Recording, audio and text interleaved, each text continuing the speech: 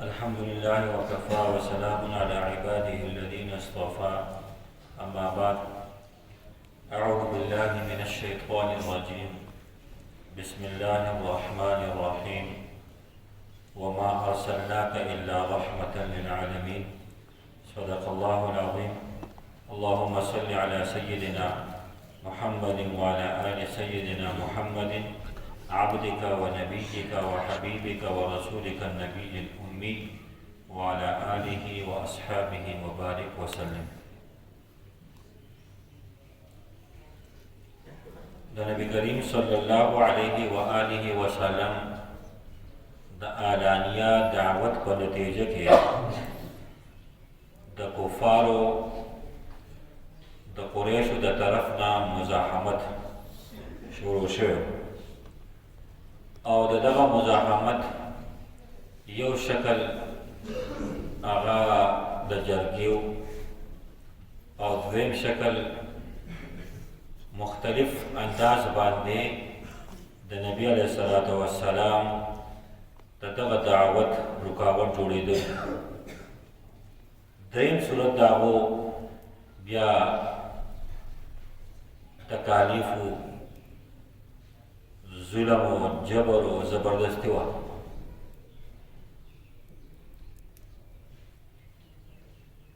د نبوت څلورم کال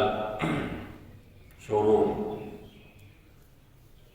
او په دې څلورم کال کې دا کومې کاروایانې چې تیر شوي درسونو کې بیان شوي دي دا لږې لږې درجه به درجه په عمل کې راځي. خو چې کله ورته پته ولګي نو چې زمونږ دا کاروایانې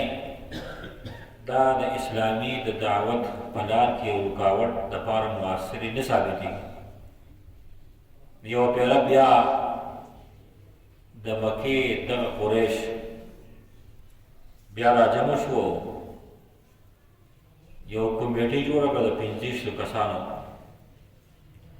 او د هغې مشر ابولهب وګرځول. وی چې د دې په باره کې دې 25 کسانو څه مشوره کوله که نه مونږ ټول ته ومنظورئ، ټول هغو له اختیار وکړه. بس وی دا لار بندول دي، بس په کومه طریقې چې بندولی شي بندي او تاسو که هر اقدام چوتو مونږ ومنظور.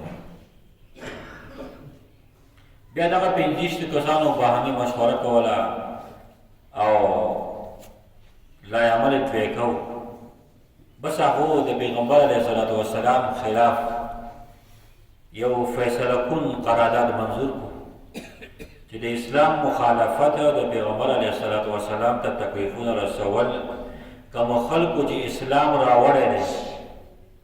بس د هغو سره چې څومره لاس مبر کېږي څومره لاس ظلم او ستم چې په دې کې موږ معمولي غوندې کوم کوتاهي نه برداشت کوو. او بیا دې ټولو د دغې لای عمل لپاره مصمم عزم وکړو. بیا د دې کفارو مخې ته دوه محاذونه، یو د نبی کریم صلی الله علیه وسلم ذات مبارکه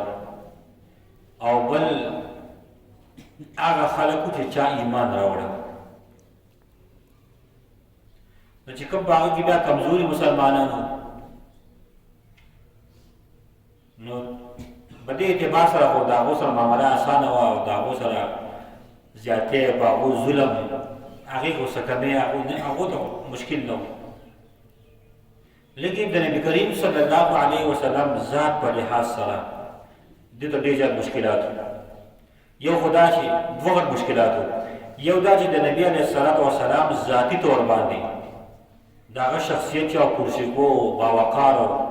او نبی علیه الصلاة والسلام د منفرد شخصیت مالک و. دوست او دشمن د هغه مخې ته وه د تعظیم په شکل راتلل او د نبی علیه الصلاة والسلام په شان شخصیت مخامخ کېدل دا د اکرام او احترام نه بغیر بله طریقه ممکنه نه وه. نو د نبی علیه السلام خلاف داسې نیچ او ذلیله حرکت د دې جرأت صرف یو رذیل احمق انسان کولی شو. یو خدا وجه د ذاتی عظمت نه علاوه دویم سپورټ د نبی علیه السلام جو هغه ابو طالب و. ځکه نبی علیه السلام ته د هغه حمایت او حفاظت حاصل و. او ابو طالب د مکې په هغه یو څو کسانو جو د خپل ذاتي او اجتماعي دواړو حیثیتونو باندې هغه با عظمت و. د چا دا مجال نه و چې د ابو طالب د خبرې مخالفت یې کړی یا د هغه په خاندان باندې چا لاس غورځولی مخکې به د هغې نه شل پیرې سوچ به یې کوه هله به یې لاس غورځوو. نو د دې مشرکانو دا دوه غټ مشکلات او دوی په دې ششو پنج کیسو چاره نشو کولی په نبي اسلام باندې چې مخامخ به لاړو د نبي اسلام شخصیت داسې و چې د ثبت یې رد ویلو د دې به چا زړه نه غوښته. بل ته د ابو طالب په شان د هستي ورسره وه د هغه سپورټ د حاصل و. خو دوی به څوک ورې صبر کوو. دوی د هغه مخې ته کوم چې پرون بیان شوي د مخې ته خطرې د مخې ته وې زمونږ هغه مشري ختمېږي زمونږ هغه رسم و رواج ختمېږي زمونږ هغه حیثیت ختمېږي ځکه اسلام د عدل تعلیم ورکوي اسلام د مساواتو تعلیم ورکوي.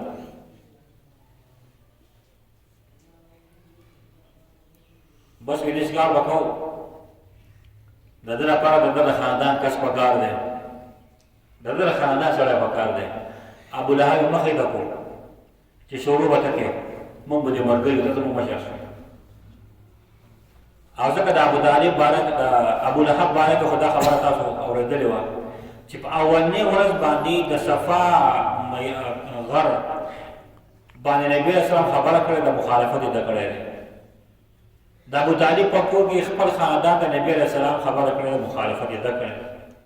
بلکې بعضې روایتونو کې داسې هم دي چې د صفا په ډیرکۍ باندې نبي کریم صلی الله علیه وسلم چې دعوت ورکو نو دو نبی علیه السلام په ګټه وویشتی دی هغه ګټه نبي علیه السلام ته نه رسېدلې. بل دا د عتبه او د عتیبه د هغه طلاقونو خبره بیا د نبي علیه السلام زوی حضرت ابراهیم چې وفات شو په منډه منډه راغی خپلو کسانو ته خوشحالي مبارک شي ستاسو ملګری ابتر شو هغه زوی مړ شو خوشحاله. بیا د ابولهب ابتدا د نبی علیه السلام د تکذیب او د نبی علیه السلام د تکالیفو د رسولو د حج د ورځو نه شوې وه. یو صحابي طارق بن عبدالله محاربي رضی الله تعالی عنه فرمایي چې داسې نه وه چې صرف په دغه بازارونو کې یا د حج په ورځو کې دې سړي په تکذیب باندې اکتفا نه وه کړې چې صرف خلکو ته به یې دا وي چې بس دی دروغ وایي د ده خبره ومنئ بلکې نبي علیه السلام یې په ګټو وویشتو چې د هغې نه د نبي علیه السلام پوندې مبارکې هغه زخمي شوي وینې ته به یې بیا معجم طبراني د منیب غامدي رضی الله عنه یو قول نقل کوي چې ما ولیدل چې نبي علیه السلام په دغه میلو کې به ګرځېدو خلکو ته وایي لا اله الا الله ووایه کامیاب به شئ. بعضې بدنصیبه به دا و نبي علیه السلام به جواب په کنځلو سره ورکوو چا به نبي علیه السلام باندې لارې تو کړي چا به نبي علیه السلام په شګو باندې ویشتو. په دې شکل ماسپښین شو یو ماشومه راغله اوبه یې راوړې د نبي علیه السلام مخ مبارک باندې به واچولې. ما تپوس مې دا څوک وی دا د لور د زینب نومې دی. بیا نبی کریم صلی الله علیه وسلم خپل لور ته فرمایي د خپل پلار د مغلوبه کېدو او د ذلیله کېدو یره مه کوه یعنې هغې ته تسلي ورکوه.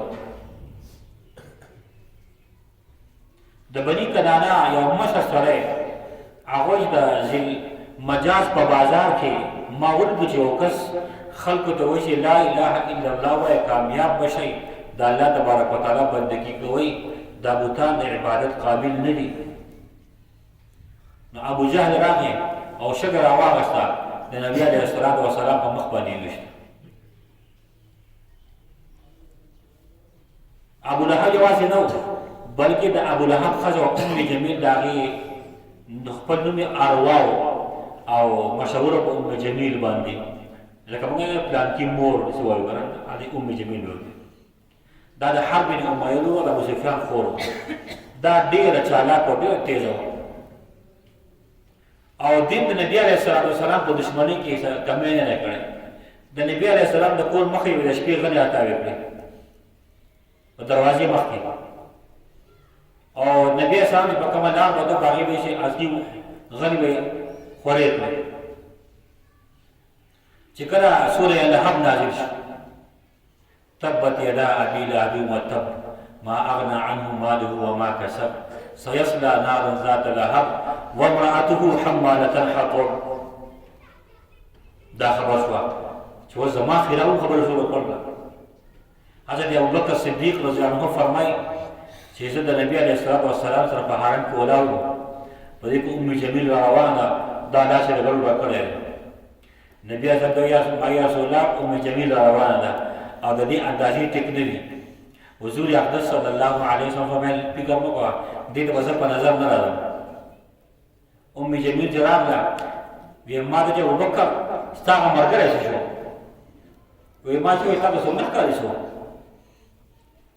ویې چې ستا په زه خبر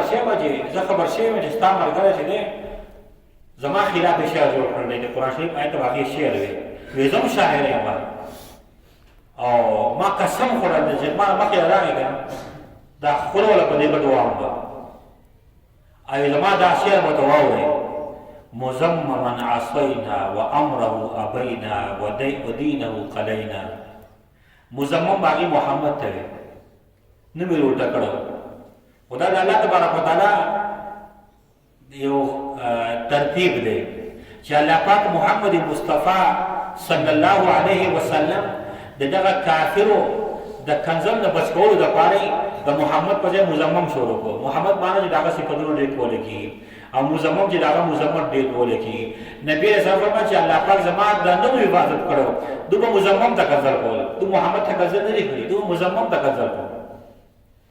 وی دا به ورته واورئ. حضرت ابوبکر صدیق فرمایي چې ګوره زما د دې کعبې په رب باندې قسم وي هغه شاعر نه دی. وی ته خو راته د هغه مرګتیا کې ته خو ډېر رښتیا ویله. داسې په غوسه باندې لاړه. نبي علیه السلام فرمایي چې کله ابوبکر صدیق فرمایي چې کله د ام جمیل لاړه، حضور اقدس صلی الله علیه وسلم فرمایل چې دا لاړه ما چې یا رسول الله تاسو ته په نظر نه راتلی؟ وی نه الله پاک زما او د دې په منځ کې پرده حایله کړې وه، دې ته زه په نظر باندې نه راتلم او په دې باندې خلکو اتفاق نه کړی. حضور اقدس صلی الله علیه وسلم یې فرمایل زما دوه ګاونډیان په منځ کې وه او ډېر ناکاره ګاونډیان وو، یو عقبه بن ابي معیط او یو ابو لهب. دا ډېر ناکاره ګاونډیان وو او دوی طریقه دا اختیار کړې وه چې کله به نبي علیه السلام په کور کې په مانځه باندې ولاړو، دوی به لرې او دا پچ یې دا روانې کړی وي او چې کله به نبي اسلام په مانځه باندې ودرېد دوی به راویښتې نبي اسلام طرف ته. چې کله به پوه شي چې په کور کې ککړې باندې شوی ده، سالن باندې شوی دی، په اور پروت دی، نو هغه لرې او هغه پچ به یې راویښتې. حضور اقدس صلی الله علیه وسلم ای د عبدالمناف بچو څه عجیبه ګاونډیان دی، ای د عبدالمناف بچو څه عجیبه ګاونډیان دی. بیا به نبي علیه السلام هغه شیدونه راغونډ کړل، بهر به یې راتاو کړل. بیا د نبي اسلام ګاونډیانو کې ابو لهب، حکم بن عاص بن امیہ، عقبه بن ابي معیط، عدي بن حمراء ثقفي، ابن اسد حزلی، دا به وو. صرف په دې کې یو کس ته الله پاک ایمان نصیب کړی، حکم بن عاص. دا اموي خاندان مروان بن حکم چې دا د مروان بادشاہ چې کوم جوړ شوی. حضرت عروه بن زبیر رضی الله عنه فرمایي چې ما یو بېله د عبدالله بن عمر بن عاص رضی الله عنه تپوس وکړو چې د نبي علیه السلام د تکالیفو باره کې څه خبره وکړي. هغه یو بېله په حتیم کې نبي کریم صلی الله علیه وسلم په مانځه باندې ولاړ. عقبه بن ابي معیط راغی ډېر په غوسه باندې، زر خپل څادر راواغست، د نبي علیه السلام باندې یې واچو، تاوهوی. نبي علیه السلام په مانځه باندې ولاړ دومره ورونه هغه څادر له ورکړل چې د نبي علیه السلام باندې خفه شوه. د نبي علیه السلام سترګې راووتې. اتفاقي طور باندې حضرت ابوبکر بغداد تېرېدو، په منډه راغی ویلک اتقتلون رجلا ان یقول ربي الله. تاسو هغه سړی وژنئ چې زما او ستاسو رب الله پاک دی. او نبي علیه السلام یې د عقبه بن معیط نه خلاص کړ. یو بېله حضرت علی رضی الله تعالی عنہ فرمایل ما ته ووایه ټول نه زیات بهادر او شجاع څوک دی؟ خلکو وویل ته ډېر شجاع یې. او حقیقت هم دا و. هغه زما خو دا خبره ده چې زما څوک مقابله کوي ما دې بدل اخیستی دی، لیکن زما نه بهادر ابوبکر و، زما نه غیرتي ابوبکر و. صحابه تپوس کوي وی امیر المؤمنین څنګه ابوبکر؟ وی یو پیرا د مکی دور کې نبی کریم صلی الله علیه وسلم په خانه کعبه کې باندې باندې ولاړ، ناسا بلا کفار راغلل، سرداران غوسه ولاړه. په دې پورې ډېره غوسه ورته چې نبی علیه السلام مونځ کوو، ډېر به غوسه کېدو. نو په نبی اسلام باندې راپن شو، په وهلو باندې، په سپېړو باندې،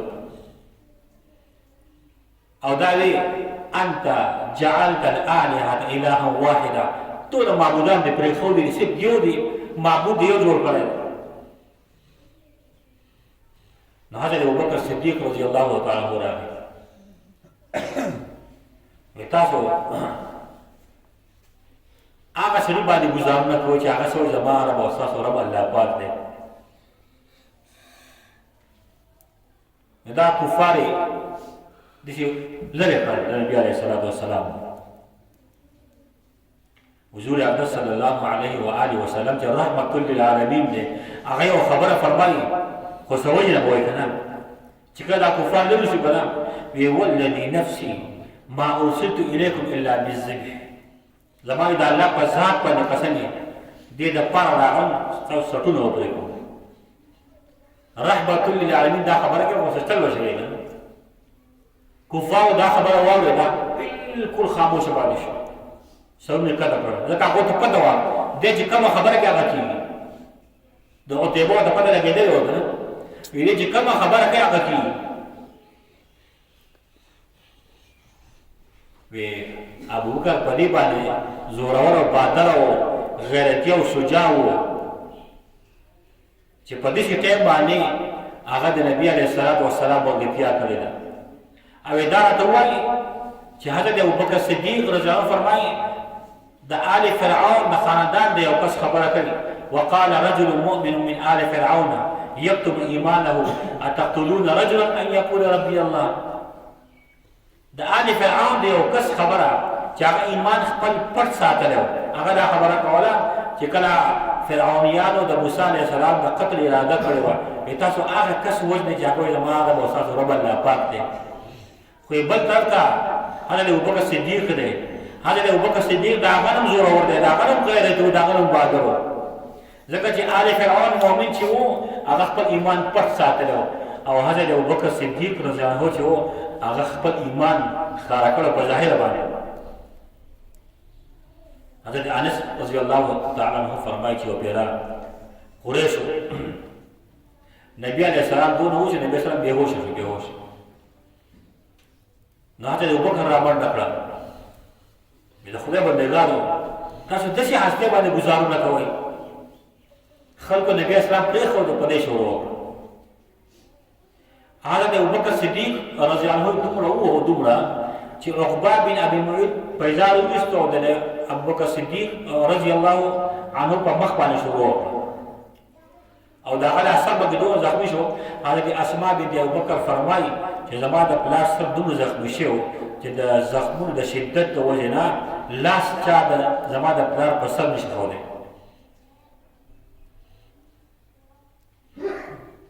بیا چې کله په دې وهلو کې د ابوبکر صدیق رضی الله عنه خاندان راغی، بني تمیم، هغو حضرت ابوبکر صدیق رضی الله عنه راواغست په کپړه کې، او د ټولو عربو دا خیال و، د ټول قریشو دا خیال و چې نن ابوبکر مړ دی. دې کور ته راو بېهوشۍ په حالت کې و. بني کنانه واپس راغلل، بني تمیم خانه کعبه کې ودرېدل، قسم یې وخوړ، قسم چې که چېرته ابوبکر ته څه چل وشو موږ به بدل اخلو، بدل به اخلو. ماښام چې کله حضرت ابوبکر صدیق رضی الله عنه په هوش کې راغی، د ټول نه اول تپوس کوي، وایي د نبي علیه السلام څه حال. نو مور یې ورته وایي ما ته خو پته نشته، وایي د نبي علیه السلام معلومات وکړئ. نو هغه یې نبي علیه السلام په خپل کار کې خپل کار کوه، وینا زه به هر خوراک او څښاک او دوايي بخورم چې ما د چا د نبي علیه السلام حالت نه ویلی نو هغې موږ د چا نه تپوس وی لاړ شي په ام جمیل به چې د حضرت عمر رضی الله خور وه وی د هغې نه تپوس کوي هغې خو ځان خپل ایمان پټو حضرت عمر په یاد کې وه د حضرت ابوبکر صدیق مور پسې لاړه وی چې د نبي اسلام تپوس نه وکړم هغې ما ته څه پته ده هغې خپل ایمان پټو وی زه څه خبرې یم ځان معلومات یې کوم نه خو پټ ورته وایي زه ستا سره ځم وی راځه رالو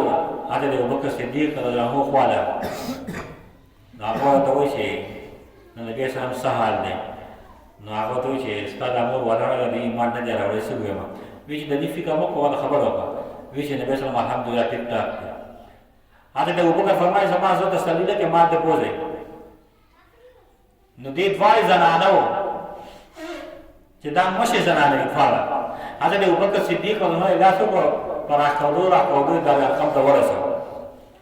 نبي علیه السلام باندې نظر کړو د خوشحاله شو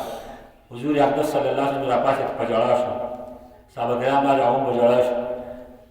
حضرت ابوبکر صدیق فرمایي رسول الله ما ته تکلیف نه میلاو شي صرف دا اصل له خوږ شوی دی خو نور خیر دی چې ته ښه ټیک ټاک یم نبي علیه السلام راغی هغه تندی خپل کړو صحابه کرام راغلل د حضرت ابوبکر صدیق رضی الله عنه تندی خپل حضرت عبدالله بن مسعود رضی الله عنه فرمایي چې یو پیره نبی علیه السلام په حرم شریف کې ناست و په مانځه باندې ولاړو او دا قریش کفار دا راغلي وو حاتم په خوا کې ناست نبی علیه السلام چې په مانځه باندې ودرېدو نو عقبه بن ابي معيط آواز وکړو هلکه څوک نشته پلان کې محله کې هغو بېګا اوښ ذبح کړی دی د هغه غلره راوړه غواړي د هغه غلره راوړه غواړي د اوښ لره خو ډېر دونې روایتونه کې راځي دی په خپله پاڅېدو هغه لره راوړه وی دا چې کله دی په سجده لاړ شي که نه دا لره به د باندې له پاسه به کوي چې کیسه وله ختمه نبي علیه الصلاة وسلام چې سجدې له لاړ هغه لره په نبي علیه السلام باندې کېښود حضور اقدس صلی الله علیه و آله وسلم څوک یې لرې دروړي نبي علیه السلام سر په سجده باندې پروت و رقیدین شو دا کفار خان مذاق کوي په یو بل سم راپرېوځي عبدالله بن مسعود فرمایي کاش زما طاقت وی زه وړوکی وم طاقت مې نه و چې دا مې اخوا کړی وی یا جرأت مې نه و چې ما د نبي علیه السلام نه دا لرې اخوا کړی وی نو حضرت فاطمة الزهرا رضی الله عنها راغله چې د هغې عمر په دغه وخت کې 45 کاله په منډه باندې راغله او ډېر په مشکل یې هغه لرې د نبي علیه الصلاة وسلام د ملا مبارکې نه ارتاو بیا حضور اقدس صلی الله علیه وسلم ویل اللهم علیک بقریش یا الله د دې قریش سره ته پوه شې د نبي علیه السلام درې پیرې د الفاظ وي کفارو چې دا واورېده بلکل چپ کېناستل چپ او بیا حضور اقدس صلی الله علیه و آله وسلم عبدالله بن مسعود فرمایي چې باقاعده نبی کریم صلی الله علیه وسلم یو نوم واغوستو یا الله ابو جهل ونیسي یا الله عتبه بن ربیعه ونیسي یا الله شیبه بن ربیعه راونیسي یا الله ولید بن عتبه راونیسي یا الله امیه بن خلف راونیسي یا الله عقبه بن ابي معيط راونیسي او اوم قسم نبی علیہ السلام او فرمایو لیکن راوی فرمایي زمانه یې شي چې نبی صلی الله علیه وسلم وي عبدالله بن مسعود فرمایي رضی الله تعالی عنہ دا الله په ذات به قسم دا کم نمونه چې نبی علیہ السلام په دې ټیم کې اغستو دا ټول مګه د بدر په میدان کې په کنده کې پراته لیدلي دي بیا امیه بن خلف دام د نبی اسلام سخت مخالف دغه طریقه څه وه دغه چې په کوم ځای کې نبی کریم صلی الله علیه وسلم دغه بس لان تان کنځل به د کول بس سوره همزه چې کله ویل لكل همزه لمزه دا دوباره کړل شوی دی همزه هغه کس ته وایي چې هغه په ظاهر باندې کنځل ویل دی او لمزه هغه کس ته وایي چې هغه پیشه خبرې کوي او د دې ورور ابی بن خلف دغه نوم هغه هم د نبي اسلام د دشمنۍ د شهنشاه د نو د دې ابی بن خلف د عقبه بن ابي معيط سره ډېر ژور تعلق یو بیا نبی علیه السلام خو موقع به کته دغه سخت دشمن به ویل نو خو چې موقع بیا مو د خبرې به سره کولې بیا نبی علیه السلام د دا خو عقبه بن ابي معيط رانیولې خبره ودا کوي نو د نبی صلی الله علیه وسلم بیا غاصب نو دی عقبه بن ابي معيط د نبی صلی الله علیه وسلم خبره واوري نو دا ابي بن خالد خبر شو دا د ډیر جګړې برګره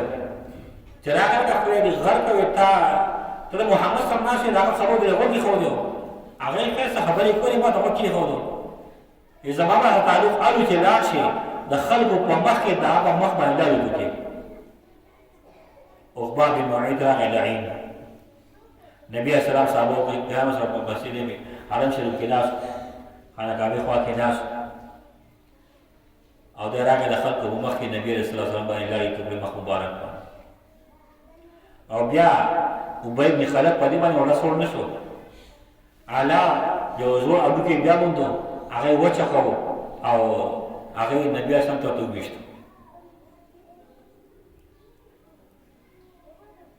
بل غیر دشمن چې اخنس بن شریف دم نبی اسلام ډیر تکلیفونه رسول ا دې کله بیا وری شو کنه دې په غزوه بدر کې دی وشو حضور اقدس صلی الله علیه وسلم بس دې قتلوي حضرت علی فرمایي دا سب درې کو بس خبر ختمه قران کریم دغه بارے فرمایي ولا تطع كل حلاف مهين هماز مشاء بنميم مناع للخير معتد اثيم عتل بعد ذلك زنيم د نبی صاحب باندې خبره کړې وای دا ولې الله تبارک وتعالى غوسه شو زما محبوب دی ولې الله تبارک وتعالى داغه جواب وشوي ولا تطع كل حلاف د دې ډېر قسم خورون کې خبر بچي بچي مهین چې سپک دې سپک همازن لعن طعن کون کړي مشائل بنمیم چغل خور دې مناع للخير د خیر منع کون کړي معتدن زیاته کون کړي اسیم ډېر ګناهګار دې او عتل ظالم دې بعد ذلك زنیم او بی اصلهم دې بیا د نبی اسلام په زمانه کې ابو جهل دغه څه طریقه و د بچ کله نبی اسلام یې په جمعات کې په حرم کې مانځ باندې ورې وي تا ته ما شر به نه دی وي چې ته به زموږ مخ نوځو نه کې او د خپل کار نه خلاص شې دا بس هغه کار وکړ چې به وته خپري او ورته د خپه ده چې زما په دې مکه کې ډېر تعلقات دي زما ډېر یاران دوستان دي دا ټول مکه نه را مکه دا بدل خپل مولونه بسیطه کړه الله په فرمای فلیدعو نادیا دی خپل مرګی را وړاندې سندعو الزبانیا موږ فرشتي راوړو یا په حضرت ابو هريره رضی الله عنه روایت مسلم شریف کې چې ابو جهل قریش دوی یک تاسو دونه بے غیرت دي راغله تاسو مخ کې دي الله پاک سجدي کوي تاسو مخ باندې لاړ کی سیا تاسو مخ د خاوي ولي تاسو نشئ کولای ابو جهل وایي تاسو نشئ کولای ولا کوم قسم وخورو کما دې په مانځ باندې ورو په مانځ باندې زبر دا معنی تا وکړه نبی اسلام ته خبر چې ابو جهل چې ابو الحکم وته بیا غلی قسم خورل حضور اقدس صلی الله علیه و آله وسلم غیرتی انسان حضور اقدس صلی الله علیه و آله حرم تراغي اقرا باسم ربك الذي خلق الانسان من علق دا سورۃ شروع کړي دا سورۃ الاخر پوری او سجدی له سجدی آیت ته پکې نبی اسلام سجده وکړه خلق ابو جهل ته قسمونه ورته کنه په باندې خو ولال نه ابو جهل رحمان نکړه نبی علیہ السلام سی په دې نیت باندې چې زما د مړی تا واه خلق ته کتل دې څه کار دی ابو جهل سره په منډه واله دا واپس روان دی او دې لاس وایي لکه دا نه څه شي چې واپس راغی خلک چې لوګو ته عجیب حرکتونه دي کول وی انی ارى ما لا ترون تاسو نه ما څه لیدو زما د دغه کې وو خندق باغې کې ور لبي وي او زه چې تر ما دا نه غور سره بل صاحب فرمایي ورته ابو جهل قسم خوړو کده په مازه باندې ورول کړه ګټ په شراو دا په دې ګټ په اثر چا کو صاحب نبی علیہ الصلوۃ والسلام مانځه وسار راتو ابو جهل دلاسو چې کله نبی علیہ السلام په مازه باندې ورسې دې ډارا ابو جهل منډه کړ کمر راوړ چې دا کمر د نبی صلی الله علیه وسلم راوځي نو چې کله نږدې شو اوس هغه کمر د ده په لاس پورې نښتې دی او تاویږي او ابوجهل په شاته زور کوي نور عربو دی هسې خبرې کوي د کار نه د کمر راتاو کړو نه د هغه خواته ورسېدی تاسو څه خبرې کمر خو زما د لاس جدا کېدو نو خو یو غټ داسې اوښ راغلی چې دونه غټه خوله وه چې ما د هغې مخې نه شم داسې خوړم حضور اقدس صلی الله علیه وسلم فرمایل دا جبریل ولاړ و وایي زما د الله په ذات باندې قسم یې که د ابوجهل راغلی که نه د ده به یو اندام هغه جدا کړی یو پیره سید حضرت دا واقعه ده چې یو پیره نبی علیه الصلاة والسلام چې کله په دار ارقم کې لمونځ کوو او د صحابه کرامو تعداد 38 ته ورسېد نو د حضرت ابوبکر صدیق خواهش دا و چې موږ کلم کل اوس عبادت شروع حضور اقدس صلی الله علیه وسلم فرمایي چې بس په الحال لا نه پکار د مخالفت سیوا ده نو لږ صبر وکړه هغه نه رسول الله زما سره دا غواړي دا صبر دا پټ پټ کړو نو رالو نبی اسلام شهید ته سوای نبی اسلام حرم ته راغی دا صحابه کرام سره دي یو څو تر صحابه سره حضرت ابوبکر پاسه اعلان اولنې کس په اسلام کې د پیغمبر نه پس د دین د دعوت اولنې چې کلم کله حضرت ابوبکر صدیق والی خبر شروع کړي لا اله الا الله وای کامیاب بشي محمد مصطفی د الله پاک پیغمبر دی دا بوتان څه نشي کولای کفار خبر شو نو په حضرت ابوبکر صدیق رضی الله عنه باندې او په صحابه کرام باندې شروع وکړه څوک نو چې صحابه کرام خلاص کړي بچ کله ستړي شو بس په خپل قلار بیا یو پیره نبی اسلام د صفا په طرف باندې روانو ناس په ابو جهل مخې ورغی ابو جهل له مخې ورغی او ډېرې بدې ردې نبی اسلام ته ډېرې بدې ردې د عبدالله بن جدعان یو وینځه وه هغې له ټول کردار ولیدو خو نبي علیه السلام جواب نه دی ورکړی نو حضرت حمزه رضی الله عنه راغی د ښکار ته هغه وینځه ورته وایي د حضرت حمزه طریقه دا وه چې کله د ښکار نه به واپس راتلو نه به راتلو حرم ته طواف به یې کوو د هغې نه پس به پورته تلو نو هغه شی لنده ورسره چې کله حرم ته ننوتو نو د عبدالله بن جدعان هغه وینځه هلته ولاړه وه وایي ته خبرې ستا وراره باندې زما ډېره له خوښ شو په دې الفاظ ته وګورئ دا سړي په زړه کې لارې کوي ستا وراره باندې زما ډېره له خوښ شو نن ابوجهل هغه ته کومې خبرې وکړې کومه بېعزتي دا وکړه کوم کنځل ویل وکړه نو دا خو که بل څوک یې نو زه په ډېره زیاته خبره حضرت حمزه له ایمان نه یې راوړی حضرت حمزه رضی الله تعالی عنه هغه خانداني حمیت او غیرت په جوش کې راغی وی خان ته په خپل ولاړه وې ابوجهل دا کار کړی دی وی کوم ځای به وي د کور په حتیم کې ناست دي ابوجهل سره نور کسان ناست دي څنګه چې حضرت حمزه راغی په لاس کې نور څه ونو هغه شابلګۍ راواغسته او د ابوجهل له سر نه وتمبوله وی تا زما وراره کنځلی دی او زما د الله په ذات باندې قسم یې چې کومه خبره دی ټیک وایي ما به ایمان راوړی دی او که تاسو کې چا کې غیرت یې راپاسه د ابوجهل څه ویلي شوی دی خو چې کوم کسان د هغه ناست وو راپاسي ابوجهل نه کلاسې ما زیاتې کړی ما د ده وراره ډېر بدې ردې ویلي په خپله هغه اقرار کوي چې ما د ده وراره ډېرې بدې ردې ویلي پرې خلاص ویلی کښېنئ حضرت حمزه ورته فرمایي ما په هغه باندې ایمان راوړی دی او د قریشو د عربو چا کې غیرت یې خپله ښځه پونډه کول غواړي خپل بچي یتیمانان کول غواړي زما مقابل ته راوځي حضرت حمزه کور ته لاړ خلکو ته یې کته کور بېدېږي شوې لکه دا څه کوې دین دې پرېښود بس دا خبرې نه واورېدې چې کور ته لاړ چې کله هغه جوش ختم شو شیطان د پړه کې خبره غورځوله چې هلکه تا خو تا هلکه خپل د پلار دې که دین دې پرېښود دا به سرګري چلو وکړو لکه مې وې دا راغله چې لاشم او هغو ته دا خبره وکړم ما وګوره په غوسه کې خبره کړې خو پرې سوچ کې ناست وم بیا الله پاک مې سوال وکړو اللهم ان کان رشدا فاجعل تصدیقه فی قلبي یا الله که دې محمد دا خبره ټیک وي ما بله کې وګرځئ والا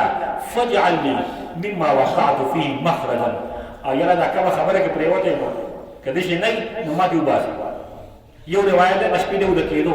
خوب ولنور راغی خانه کعبې ته دا دعا وکړه یا الله پر سلام وکړي و د شر واپس کېدی نشم او آیا دا دین ټیک دی که ټیک نه دی نو ما هغه تسلي ورکړي د دعا نه پس الله پاک د هغه د زړه هغه تمام شکوک او شبهات ختم کړل سهار فورا راغی په نبي علیه السلام پسې ویل وراره داسې چل شوی دی او ما ته کلمه ووایه نبي علیه السلام ډېر زیات خوشحاله شو ډېر زیات خوشحاله شو او نبي علیه السلام ته کلمه وویل دا حضرت حمزه رضی الله عنه نمبر چې دی په 39 نمبر باندې دی مسلمان شوی دی او دا کفارو نبی علیہ السلام سره د سختۍ نه تجربه وکړو بیا د حضرت حمزه نه پس کفارو نبی علیہ السلام د نقصان نه رسولی نه تکلیف ورکړل بیا خو دباو شو البته بله طریقه اختیار کړه وی دا چا چې ایمان نه ورلې که نه اوس به د هغو سره پوهېږو نو د نبی علیہ السلام دشمنان هغو ډېر زیات وو خو درې به ډېر مشهور یو ابو جهل دی دا غټ دشمنان د نبي علیہ السلام دویم ابو لهب دی دریم عقبه بن ابي معيط دی او نبی السلام باندې ډېر زیات تحقیر او مذاق او خندا دا پنځو کسانو کړې ده اسود بن ابي يغوث ولید بن مغیره اسود بن مطلب عاص بن وائل حارث بن قیس دا پنځه کسان ان شاء الله ورځې روان بس کې بعد د دې درو د پنځو انجام ان شاء الله بیان شي الله پاک دوسه سکاته کړي الله رب العالمین د خپل محبوب محمد مصطفی صلی الله علیه و آله وسلم محبت مسلم نصیب کړي سبحانك اللهم وبحمدك نشهد ان لا اله الا انت نستغفرك ونتوب اليك اللهم انك عفو تحب العفو فاعف عنا اللهم انك عفو تحب العفو فاعف عنا اللهم انك عفو تحب العفو فاعف عنا ربنا تقبل منا انك انت السميع العليم وتب علينا انك انت التواب الرحيم وصلى الله تعالى على خير خلقه محمد واله واصحابه اجمعين